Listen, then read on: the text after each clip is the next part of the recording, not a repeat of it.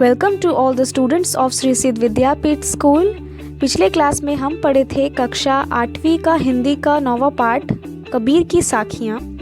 आज हम उसी पाठ का प्रश्न अभ्यास करेंगे। पाठ से का पहला प्रश्न, तलवार का महत्व होता है म्यान का नहीं। उक्त उदाहरण से कबीर क्या कहना चाहता है, स्पष्ट कीजिए। तलवार का महत्व होता है म्यान का नहीं। उक्त उदाहरण से कबीर कहना चाहता है कि असली चीज़ की कद्र की जानी चाहिए। दिखावटी वस्तु का कोई महत्व नहीं होता।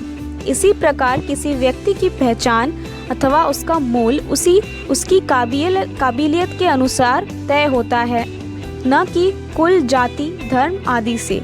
उसी प्रकार ईश्वर का भी वास्तविक ज्ञान जरूरी है। ढोंग आडंबर तो म्यान के समान निरर्थक है। असली ब्रह्म को पहचानो और उसी को स्वीकारो।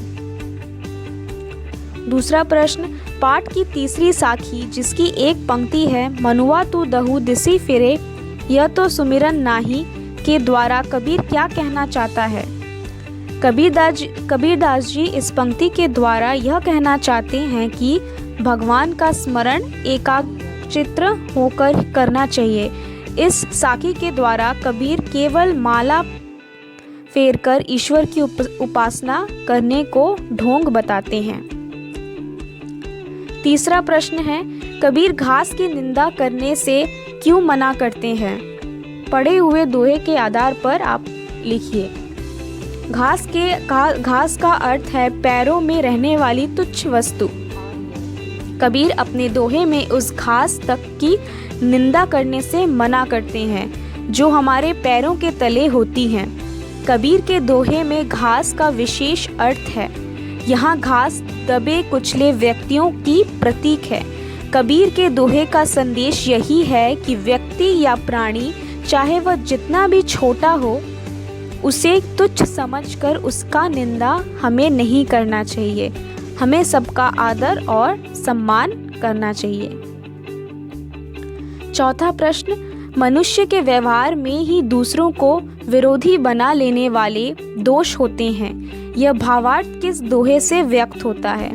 तो यह भावार्थ, जग में बैरी कोई नहीं, जो मन शीतल होए, या आपा को डारी दे, दया करे सब कोय, इस दोहे से व्यक्त होता है। या आपा को डारी दे, दया करे सब कोय, ऐसी बानी बोलिए, मन का आपा खोए। इन दोनों पंक्तियों में आपा को छोड़ देने या खो देने की बात की गई है। आपा किस अर्थ में प्रयुक्त हुआ है। क्या आपा स्वार्थ के निकट का अर्थ देता है या घमंड का। या आपा को आपा खोए, इन दो पंक्तियों में आपा को छोड़ देने की बात की गई है। यहाँ आपा यानी अहंकार के अर्थ में प्रयुक्त हुआ है। आपा घमंड का अर्थ देता है। सभी मनुष्य एक ही प्रकार से देखते सुनते हैं, पर एक समान विचार नहीं रखते। सभी अपनी अपनी मनोवृत्तियों के अनुसार कार्य करते हैं। पाठ में आई कबीर की किस साखी से उपयुक्त पंक्तियों के भाव मिलते हैं, एक समान होने के लिए आवश्यक है, लिखिए। तो आवत गाड़ी एक है, उल्टत होई अनेक। कह कबीर नहीं उल्टिए, वही एक ही एक। यानी मनुष्य के एक समान होने के लिए सबकी सोच का एक समान होना अति आवश्यक होता है। आठवां प्रश्न, कबीर के दोहों की साखी क्यों कहा जाता है। तो कबीर के दोहों की साखी इसीलिए कहा जाता है क्योंकि इनमें श्रोता को गवाह बनाकर साक्षात ज्ञान दिया गया है। कबीर समाज में फैली कुरीतियों, जातियों, भावनाओं और ब्राह्म्य आडंबरों को इस ज्ञान द्वारा समाप्त करना चाहते हैं। आपके विचार में आपा और आत्मविश्वास में तथा आपा और उत्साह में क्या कोई अंतर हो सकता है। अवश्य हो सकता है। यानी आपा का अर्थ है अहंकार, जबकि आत्मविश्वास का अर्थ है अपने ऊपर विश्वास रखना। आपा और उत्साह का क्या अर्थ है? आपा का अर्थ है अहंकार, जबकि उत्साह का अर्थ है किसी काम को करने की पूरी जोश होना।